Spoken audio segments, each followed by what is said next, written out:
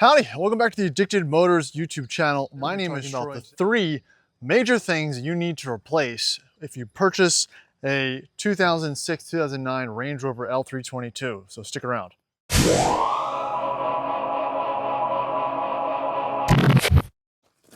Now, if you're new to the channel, please like and subscribe, or if you've seen my other videos on this wonderful beast of a vehicle, well, they're linked below. Feel free to check them out. Now, I've done buyer's review guides of kind of what to look for when purchasing one of these trucks, but not so much what you should do immediately after you buy it. And I'm bringing you this information from owning dozens of these trucks and various other Land Rovers, and neglecting to do these three items off the bat and then having them kind of fail or bubble up during the ownership process, which again, lending it to become a little bit less reliable than it could have been if I just kind of knocked it out as soon as I bought it.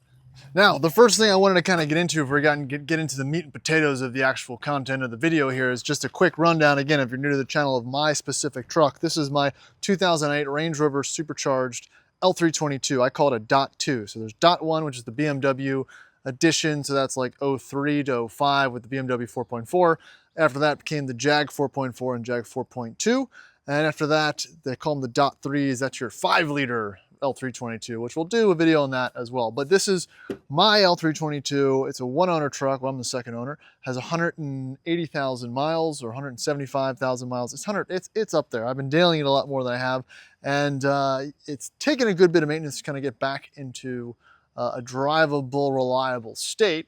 But again, let's get into these items that we should take care of and that I wish I took care of right off the bat. Now, one of the first items that I think needs to be addressed right off the bat is the front control arms. Now, your front control arms will kind of affect your alignment, your steering feel. It'll kind of feel loose. You can kind of test the control arms by going around 2 to 7 miles an hour and punching the brakes and seeing if this whole wheel assembly moves back and forth. Either they have rubber bushings that tend to go bad, and I think there's 2 or 3 under there. They're BMW derived. They look similar to that of a BMW. They're a little bit different than the lower control arms, or let's say an LR3 or a Sport. Those are a little bit beefier, but these have more rubber bushings and they tend to fail, let's call it around 70 to 120,000 miles, and these trucks are older, so the rubber is older, and no one really ever replaced them. So every L322 or LR3 that I've had to purchase, I've needed new control arms right off the bat. Also, when you do that, I would maybe see if the shop can press in some beefier, bigger bushings so they'll last a little bit longer. So again, after you buy the truck, there's your control arms there. You can see mine are in fairly okay condition. They probably have 20 or so thousand miles on it. My steering still feels nice and tight, and I'm not really having any of those issues. You can see that big orange bushing back there. That's the upgraded HD bushings that we put in. That might be a little louder or less compliant, but they definitely last a little bit longer. All right, so our number 2 item on the list, that things you have to replace as soon as you buy one of these trucks, is the transmission filter and fluid. Now, these have a ZF 6-speed. It's a fairly robust unit. This unit was introduced in the 05-06 transition with the Jag 4.4 and 4.2, and they don't usually have a lot of issues besides, I think, neglecting to change the fluid and filter at 80 to 100,000 miles. Even regardless of what the truck's mileage is, I think it's always a good idea to go ahead and flush that fluid, replace the filter to prevent any future issues with shifting or slipping or anything like that. And if you buy the truck and there is a little bit of slip or something that goes on, or flaring between gears, you can also replace the valve bodies while you're in there, and that usually eliminates about 70 to 90% of that kind of slip or judder that you might feel. Obviously, if the transmission is doing more than that and it's throwing a bunch of codes, you might actually have some real transmission issues. But we've probably solved about, let's call it 75% of trucks that we thought had bad transmissions with a simple service and or a valve body replacement. It's also good insurance with these trucks to go ahead and do that before you go put some serious miles on them. They are prone to leak every once in a while. You can also get a metal upgraded pan because that pan is plastic if you do plan to do some wheeling. There's no protection or anything down there as well. So that's the number 2 thing to do on the list as soon as you buy a Dot 2 L322. Now, I also firmly believe that the 4.2 Supercharged and the 5-liter and 5-liter Supercharged, the next model, are prone to having more let's just call them flaring and whatnot of the transmission due to that little bit more power. You don't buy that truck and not romp on the highway and just kind of put that transmission under just a little bit more stress than you probably would with the naturally aspirated truck. Even though the naturally aspirated trucks, they're no slouch and they definitely get off the line a little bit quicker with that higher displacement. You can definitely feel it. But you know, it's one of those things you just want to go ahead and just knock out as soon as you buy it. Whew.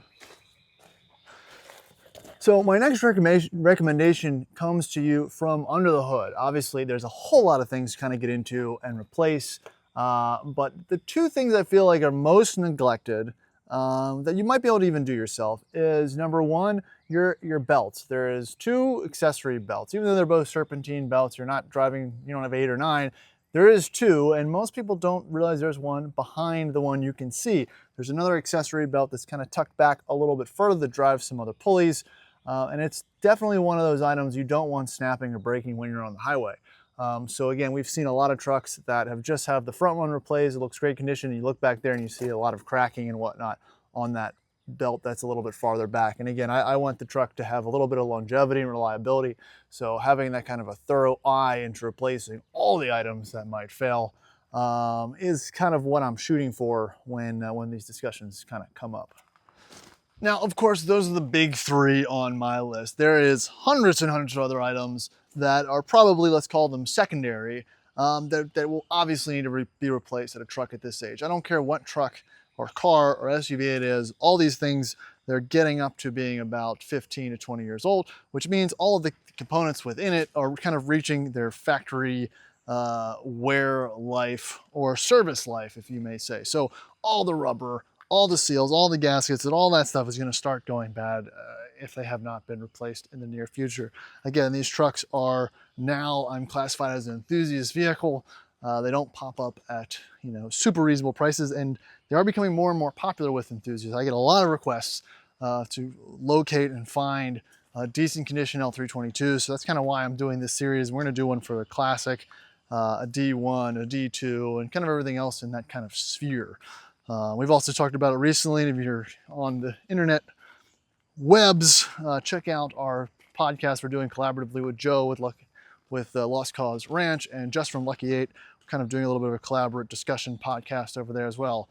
And we're doing a podcast on the Dixie Motor side of things as well, so I'll link both of those below.